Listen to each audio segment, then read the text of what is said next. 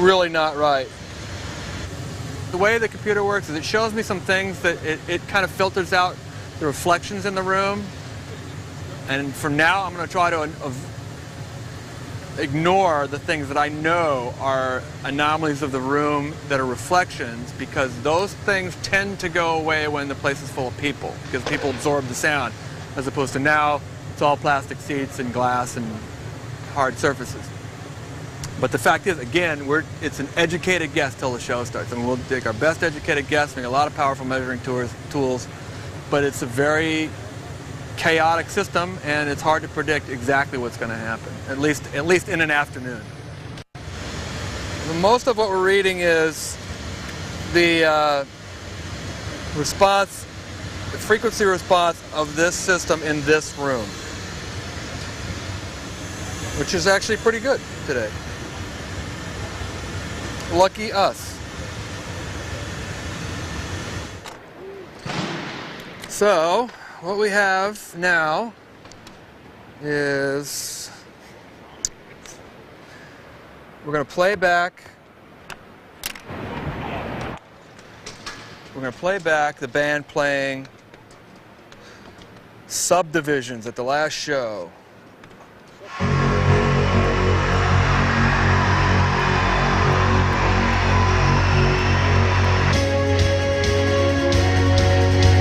So Subdivisions is one song that sort of has all the elements. That is drums, guitar, bass, and then keyboards, which is sort of overarching everybody, whoever plays back a sample at any point during the show.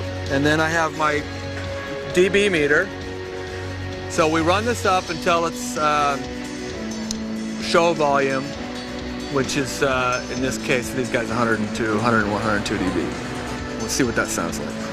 So we'll turn this up, and then we'll go in here and we'll go through each section of the PA. This is the top part of the PA, it's the middle part of the PA, the bottom of the PA, front fills.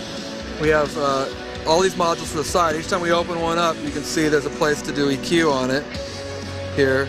And we'll walk around the whole room and tune the PA, each section of the PA, to the band playing Subdivision.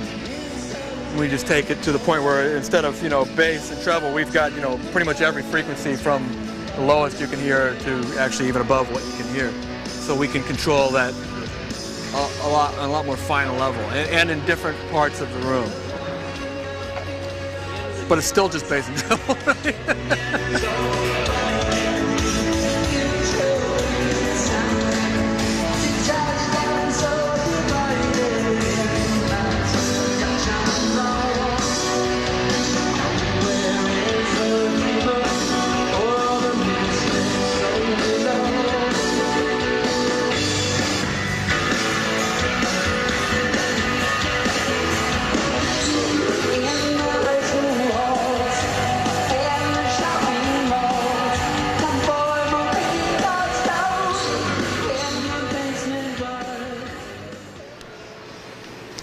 Okay, give that a shot.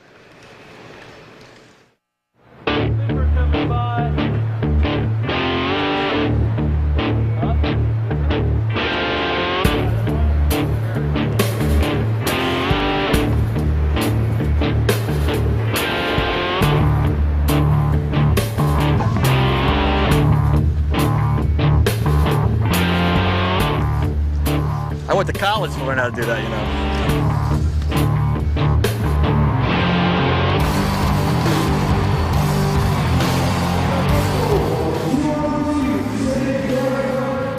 We spent approximately a month in a rehearsal studio here in Toronto in April and May.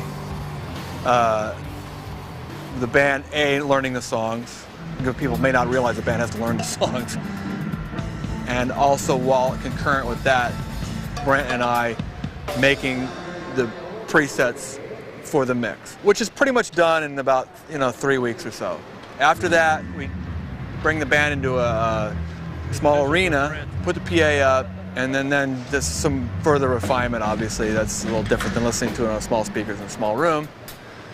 And so the whole process for this band, 6 to 7 weeks, more or less.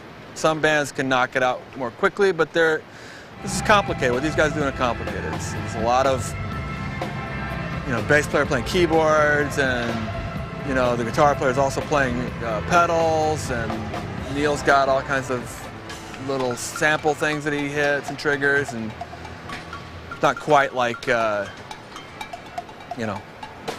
guys chunking out guitar chords. Okay, Jack.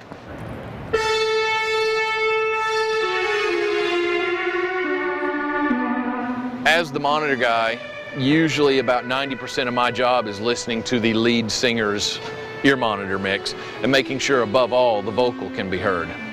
To be quite honest, monitoring is sometimes it can be a little tedious because I don't get to listen to what I want to listen to. I have to listen to what they want to hear, and I don't get to make choices for me, and even Brad to a point gets to decide at front of house how loud the kick drum is, what's the tonality of the bass guitar, how much high end to put on the guitars, how loud to make the vocal. He gets to make those kind of artistic decisions, and I really don't. I get to make sure that Alex and Ged and Neil can hear themselves and all the elements of our show that they need to perform the show. Each guy hears pretty dramatically different things. Alex predominantly takes a big guitar-driven rock mix, just big loud drums and loud vocals and loud guitars especially. Geddy takes a little more demure mix. It's got a little bit of everything in it, all the foot samples and the keyboards and the guitars, everything is there, but it's a lot lower, and it's not nearly as heavily guitar driven as Alex's. And Neil pretty much is just drums and anything that is a timing reference. Anytime there's a rhythmic sequence, such as in like the pianos at the end of Spirit of Radio, anything that's a rhythmic sequence where it has to be kept time to, he has to hear that to make sure that he's spot on with the samples. Because this band, unlike some bands, I'm not going to say any names, but some like other bands I've worked for, do not use a click track of any kind. All their timing is done based on what they're playing with each other and what they can hear from the samples. That's a pretty tall spot on the talent ladder to reach, really, to play the complicated patterns that they do and the way they play together without any kind of click or any kind of constant timing reference really requires a good bit of talent, more than most bands I've ever worked for. Still ahead, we check out the sound check.